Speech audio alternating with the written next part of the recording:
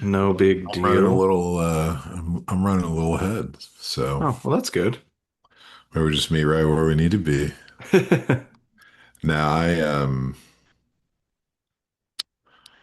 I'm vaguely familiar with a couple of your guys, but I'm not intimately familiar with too many of them. Let me get a little I cheat sheet. did not have a chance to get to any of your guys, so Okay. sorry. Dude, I'm pissed I know you would personally. be. I was scared. That's why I was late. I was like, Makes sense. well, Are in you? in for a penny, in for a pound, you hmm know. As you're like 20 minutes early. That's all right then. No bigs. I took a lease out on your heart. I took a lease out on your heart. Can I at least have fun? Can I at least have fun? Can I at least have fun? Welcome back, everybody. We are Rough Draft Research. You are the audience, and together we are on a quest for Dynasty Downmo Nation. How's it going over there, Daniel? Oh, it's going good, dude. I'm just still jamming out to the Likes intro. Man, what an amazing band Yeah, they're they pretty good. are. So good. Bunch of D bags, but they're pretty good. Okay. All right. All right. I see. See, now you've done what I did that I was trying to undo here in this moment, but can't argue with you.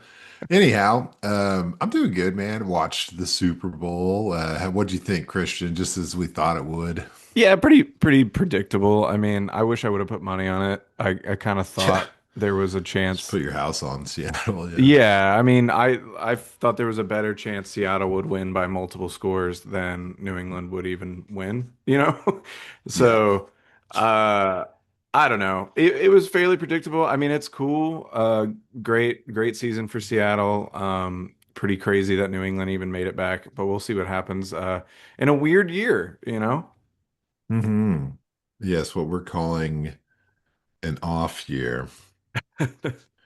Um, But it yeah, was we'll fun. see what an Lots of on fun. year looks like next year. This Yeah, could just be the new normal, man. Maybe we were it just, could.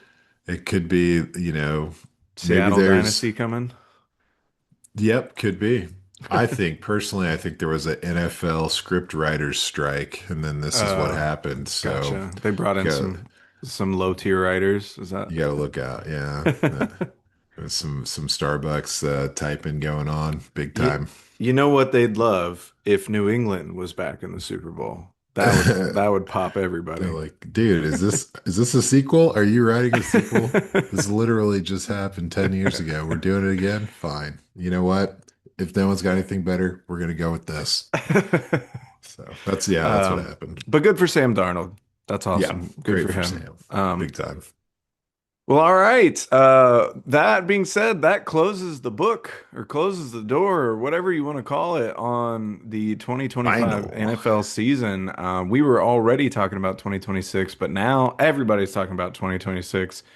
And our 2026 Dynasty rookie bracket is shaping up. So we are starting to hit you with some real life profiles on the 2026 guys. And that's pretty much what we're going to do until we hit the tournament heavy and talk about all 64 of the top guys or relatively top guys going forward. So, I mean, pretty much without further ado, you want to hit us with with a new profile for us? A new profile. Of course I do. I'm here for it. Um, I'm doing it. I'm going straight off the top with the guy that I've been really enjoying watching the film on. I'm going with Antonio Williams. Okay. So, unlike pretty much every other college football player, this guy has been with Clemson for 4 straight years. Yeah. Amazing. He's primarily as a slot receiver. Like he had 93% of his snaps at the slot last year. And he had some gadget stats. He ended up with like 20 rush attempts for 179 yards and two scores combined over the past 2 years. But he really profiles as like a gritty player with like shallow A dot, right around 7.5 yards, and decent yards after the catch at about just shy of 6 yards. So He only had one drop last year and had 6 out of 13 contested catches. So he's just kind of like a tough guy. PFF grades him right at 79.6. So he's not a superstar, but he was getting the job done big time. And when I was watching the film on him, he got off the line with some snappy footwork and then he gets where he needs to be. It's a lot of shallow crossers or like sitting in a sweet spot on an intermediate route and waiting for the ball. And he's not really catching in stride, but he is always positioned to kind of nicely catch the ball. And then he kind of specializes in those like shorter, kind of 6 to 10 yard plays. So he was just a guy that was getting it done in and out, and he possesses that like dedicated college slot receiver build at 5'11", 190. But yeah, I'd be curious what the speed numbers are because he was pretty snappy, and he's obviously a big playmaker. Um, if you get them in the right situation where they could use kind of that gadget slot that slot type receiver. PFF's got him at number 16 in the wide receiver ranks, just inside the top 100 at 94. So I'm pretty excited about that. But this past year, he missed the first couple of games and got off to like a 600-yard season with 4 touchdowns. Whereas in 2024, he played a full season and he had 900 yards and 11 touchdowns. So he was getting in the end zone and he was definitely the go-to guy for Clemson. So Antonio Williams is a guy that I'm a little bit intrigued about. So that's what's up, man. Hitting you with the slot guys early. Fair enough. We do love those slot guys. Yeah, Antonio Williams, you talk about him being a gadget player. I'm watching some stuff right now as you're talking, and you see him do a trick play passing touchdown against North Carolina. Like they use him all over the field, man. It does suck that he had to miss a few games this season because if he had been able to build off that 2024, it really probably would have rocketed his draft stock. But yeah, I mean, he's a guy a lot of offenses use in this today's NFL. I mean, I know Green Bay specifically is a guy that likes these like slot gadgety guys. Not that he'll go there. We're good on that spot, Get them all. but those kind of offenses do tend to kind of try to find ways to use these guys. So he's definitely an intriguing guy. A little scared. The last Clemson wide receiver slot guy that I got into did not work out. A guy named Amari Rogers. So let's hope he fares better than Antonio Williams. So yeah, I'll get into my guy. I'll stick in the wide receiver room. I didn't really cover either one of my guys were not slot guys. So let's go with Chris Bell, wide receiver out of Louisville. Listed at 6'2", 220, so a bit of a thicker wide receiver. He's on the PFF big board pretty high, 37. And when you watch his tape, you can kind of see why. Last year, he had 72 catches for 917 yards and 6 touchdowns. He's had 12 touchdowns over the past 2 years, or sorry, 12 touchdowns total, 10 over the past 2 years. And he's a traits guy, man. Like the side and top speed combination is really, really nasty. Like that build at 220, he's able to shrug off people, especially anybody trying to throw these arm tackles his way.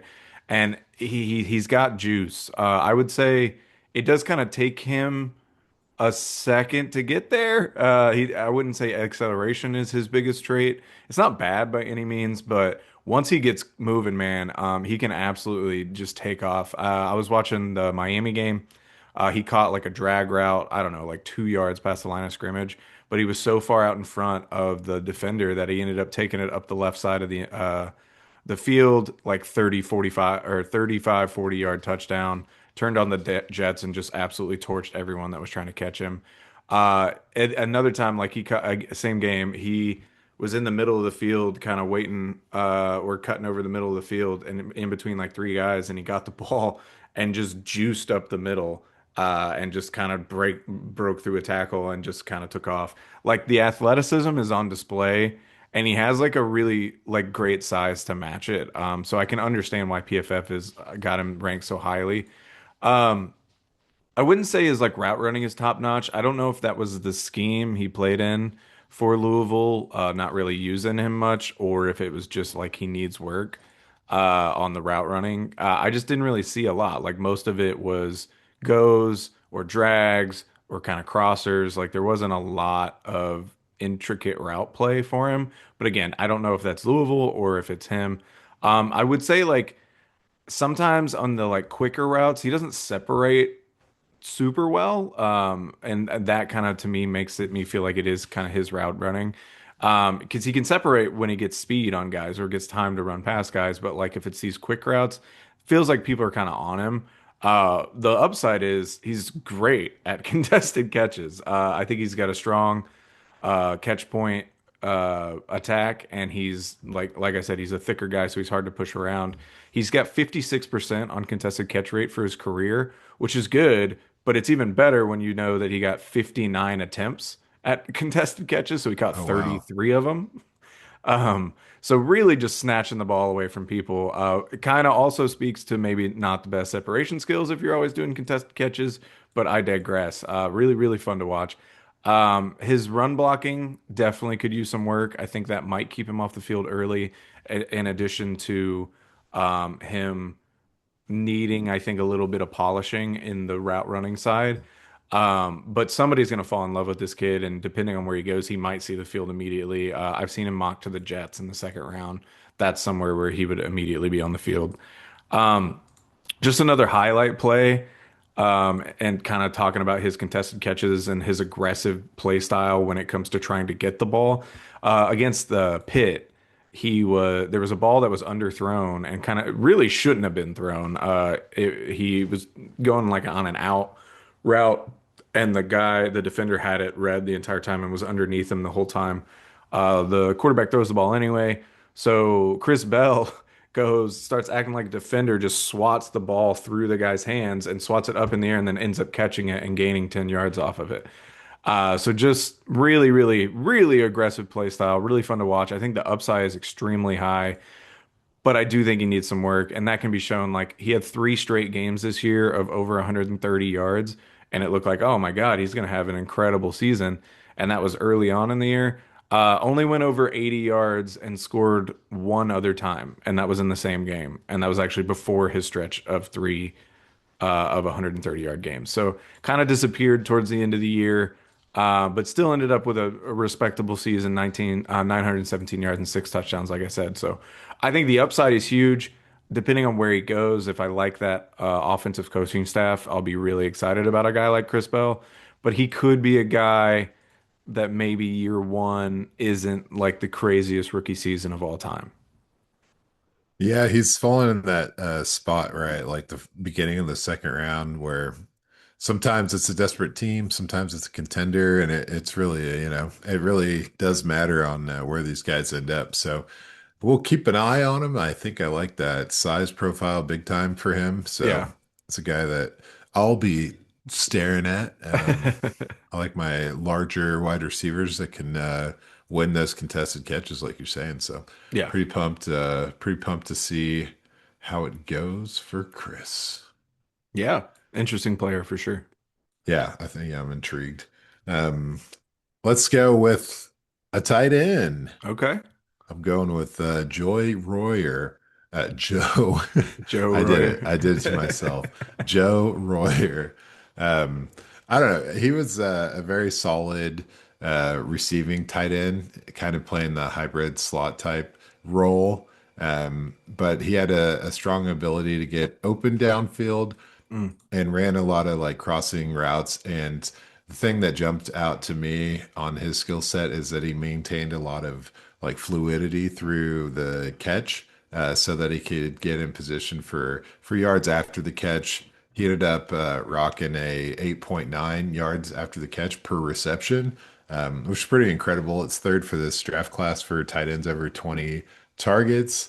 And he was very sure-handed. Caught 88% of his passes, which is, 29 of 33 targets. So it was not really a superstar year. He had only 3 games over 50 yards and had 7 games under 25 yards. mhm. So a little hot and cold. He ended up with 416 yards and 4 scores this year.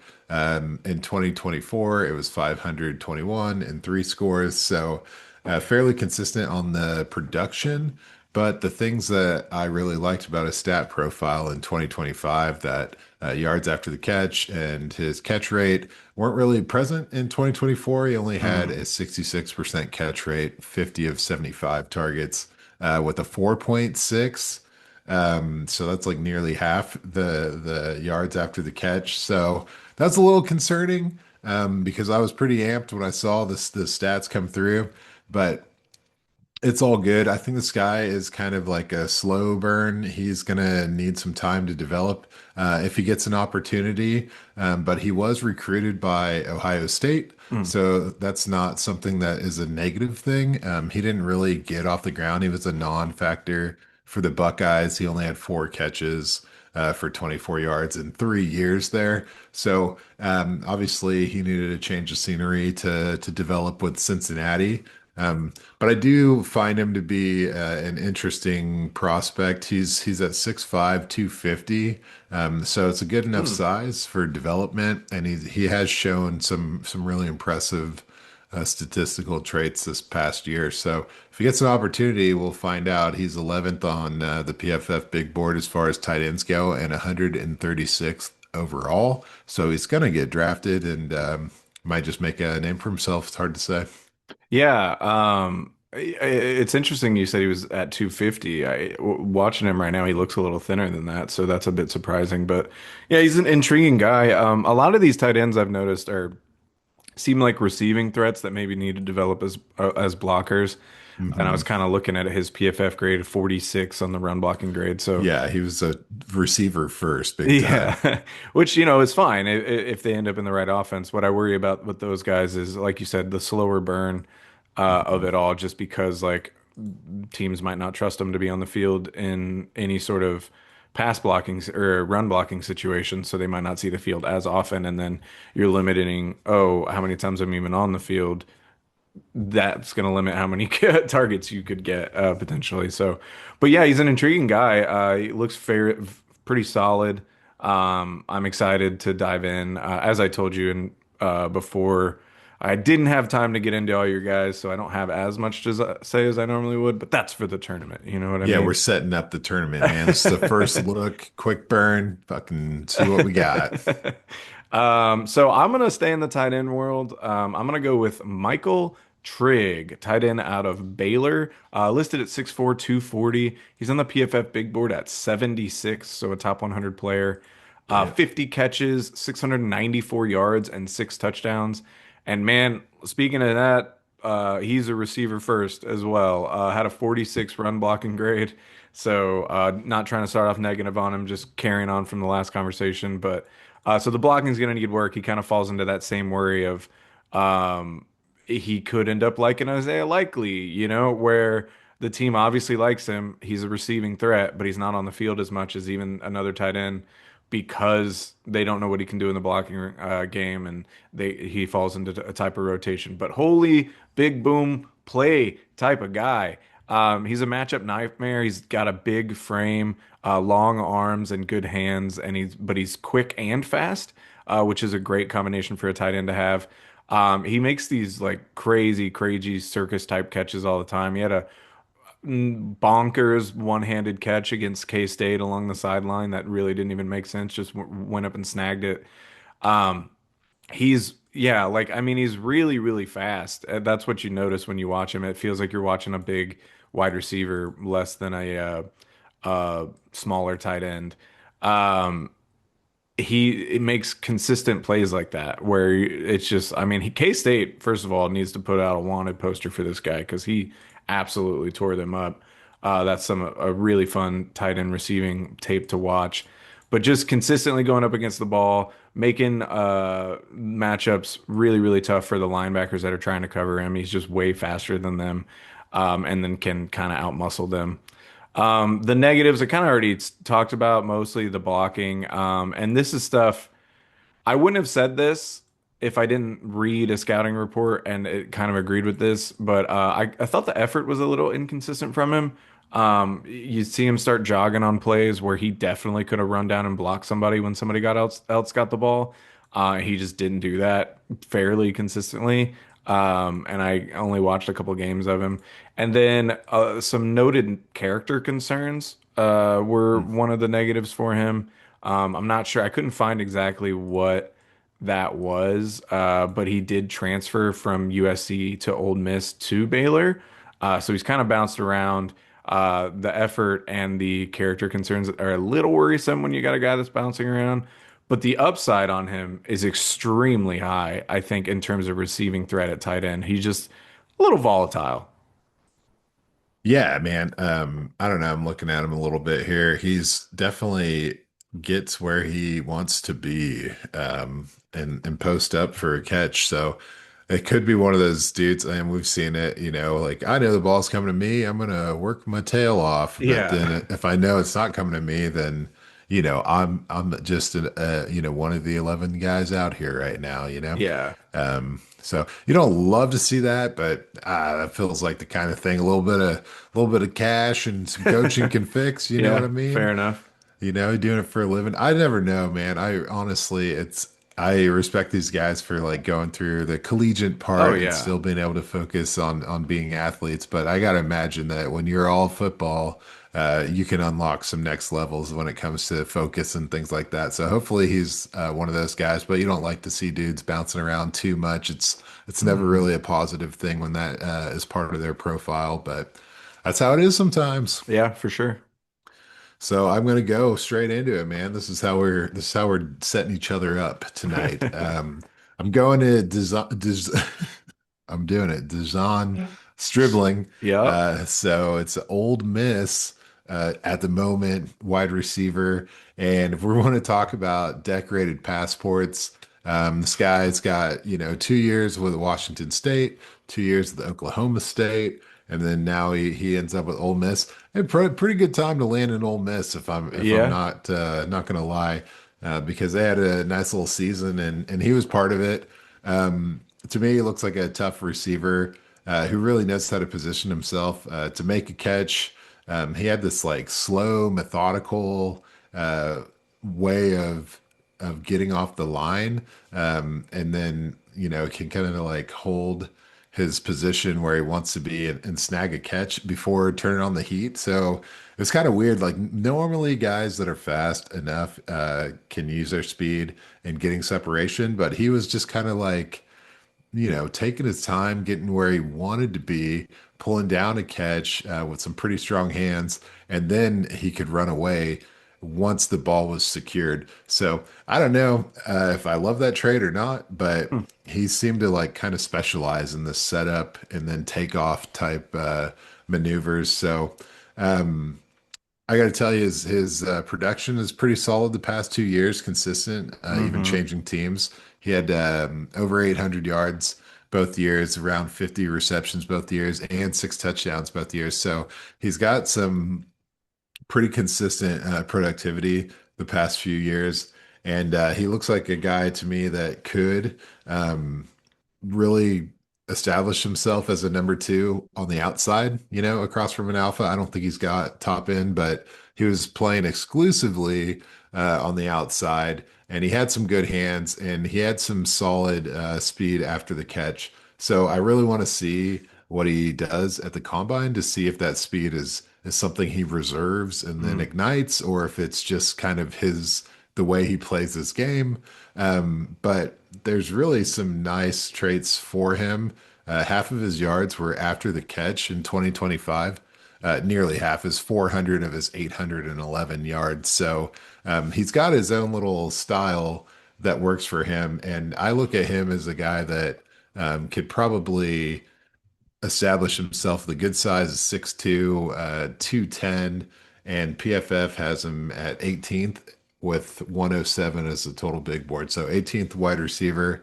I don't know. This guy just kind of perplexed me. There's not a ton of film out there for him, but there's a lot of his Oklahoma State film, and he's kind of a dynamic receiver with the ball in his hands, but he's got this like a weird approach to his routes that is yet for me to make it a decision on yay or nay if I like it. Hmm.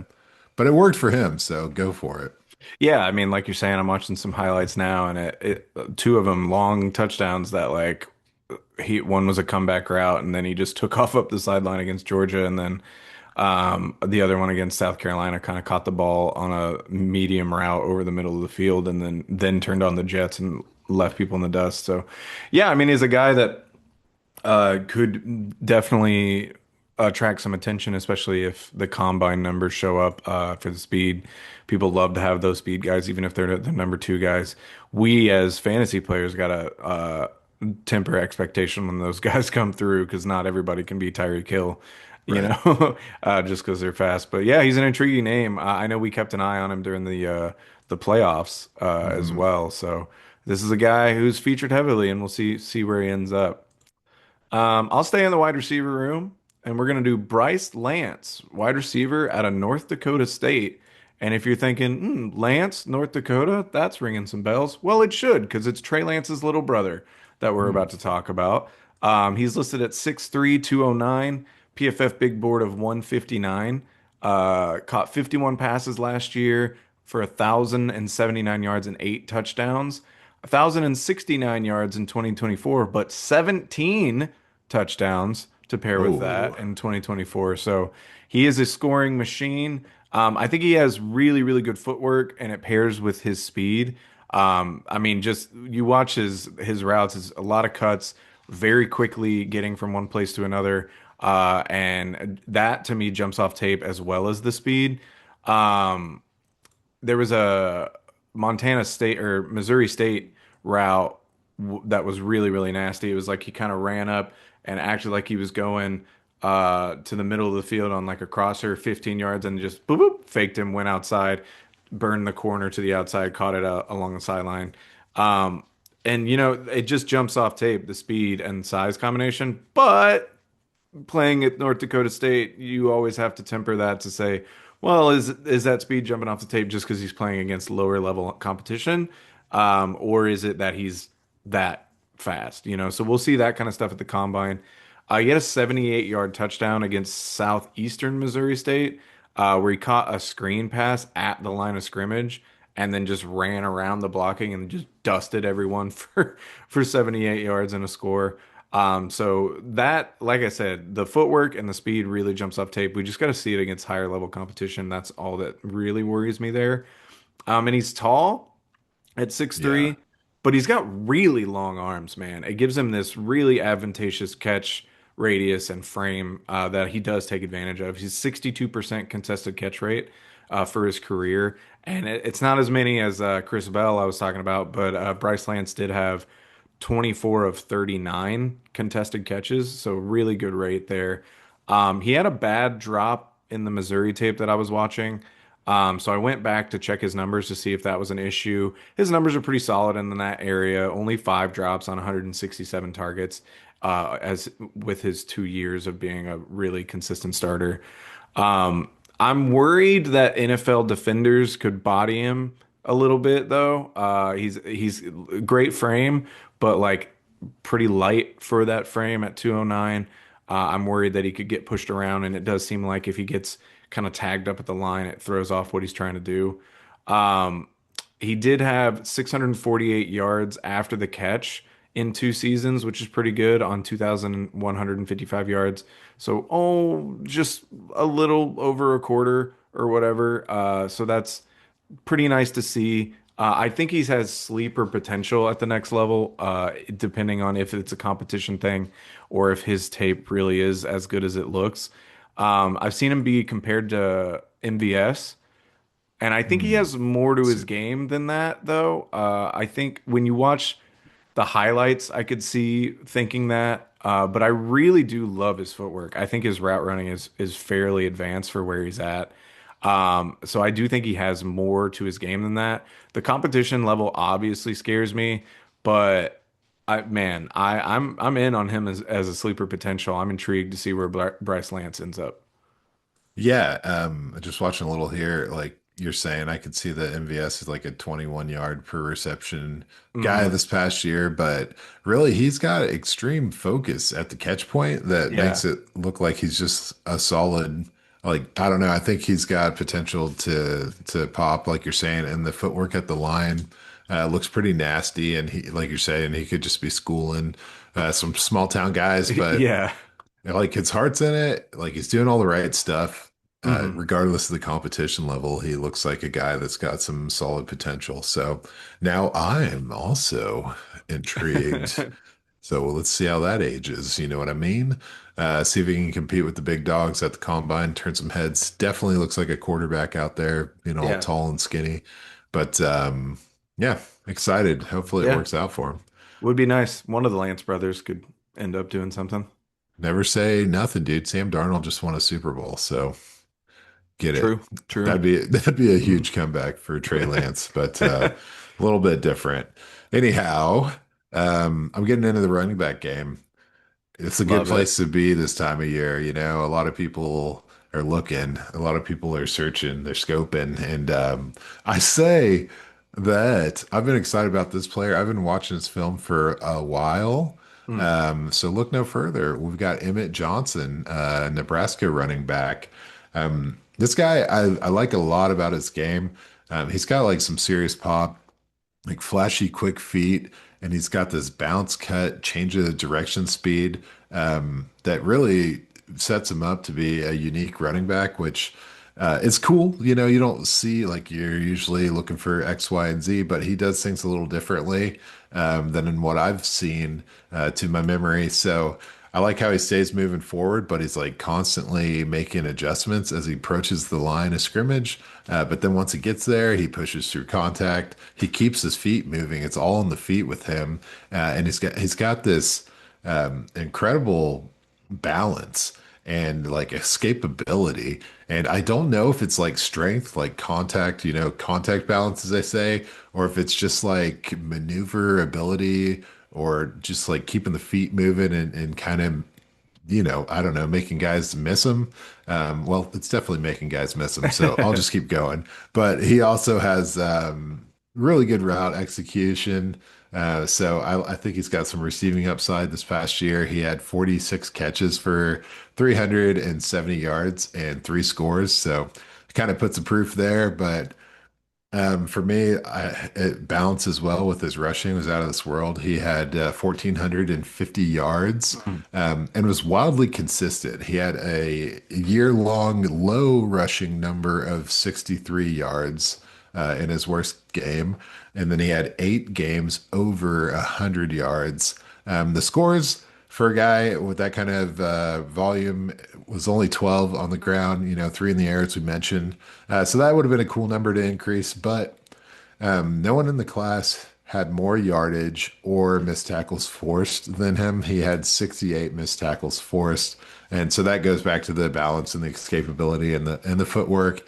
And I just get really excited when I watch him. So I'm like, you know what? I got to put some of this back in the bag. This guy is definitely going to get some love in the tournament. So I'm just gonna Reel chill it in. out. Yeah. I'll tell you that he's the fourth running back on PFF's board, Mm. and he's 82nd on the big board overall. And his size is 5'11", 200 pounds. So that is a smaller size for a running back with the volume that I expect for him. But from what I'm seeing on the field, he looks like the kind of guy that could be a lead rusher for an NFL team. So I really want to see him be a little thick on the scale and definitely translate some of that footwork into some sweet agility and some nice 40 time. Yeah, I think he could too, man. When you're watching his highlights and his tape, everything you're saying rings true. He just looks like a baller. A lot of speed, decent amount of power for that size. I mean, he's not running anybody over, but he's not getting cracked in it He just either. stays up. Yeah, Yeah, absolutely balancing everything. So yeah, I'm looking forward to really diving into this guy. He's one of the bigger names on the tournament for sure, especially spoiler alert, I had to move some of the Midwest guys over to the West because the West bracket was fairly weak. So he's one of the Nebraska's considered the West now for this year, and makes he sense. he went way up high on the West in terms of seeding. So yeah, I'm excited. I feel like He is a little slept on so far, so hopefully that doesn't last, or it does for us. So Yeah, hopefully. Yeah, I'm already trying to scheme. He's in that zone, dude. He's in that zone, right? Back half of the first, maybe. Yep. I don't know. Yeah, I could see that for Top half sure. of the second, he's in the zone. That would be crazy. I'd be trying to fight and scrap to get to the top half of the second if he was there. But all right, let's finish it out with the last guy, also running back. We got Damon Claiborne, running back out of Wake Forest, listed at 5'10", 195, so also a little smaller on the scale. On the PFF big board at 142, so inside the top 150, which is good.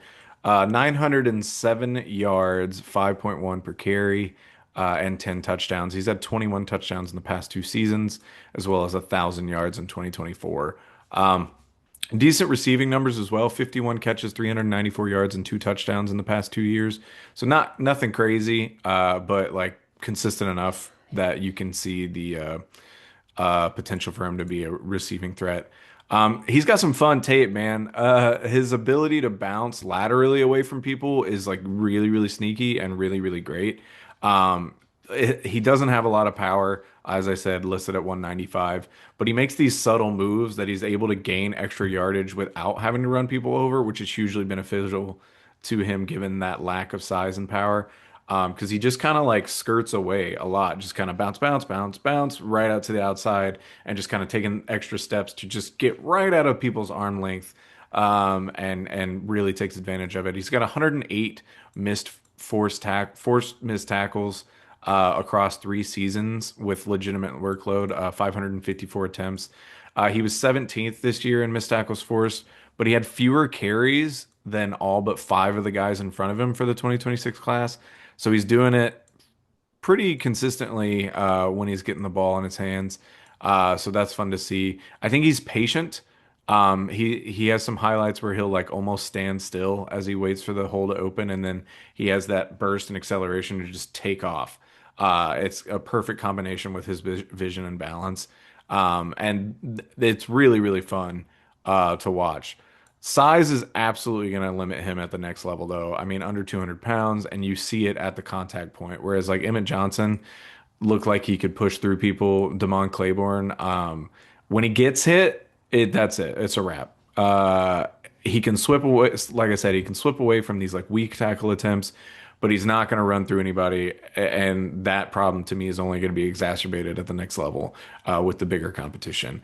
And also with a guy that's that size and has that acceleration, you would really like to see his top end speed be like really, really good. And I feel like I just felt like he got caught from behind too much. I feel like his top end speed leaves you wanting. You'd expect a guy at this size to be breaking off 60-yard touchdowns on the regular, with his ability to get outside. But it's like he gets outside and he gains 30, 40 yards, but then somebody takes him down. So that's a little worrisome to me.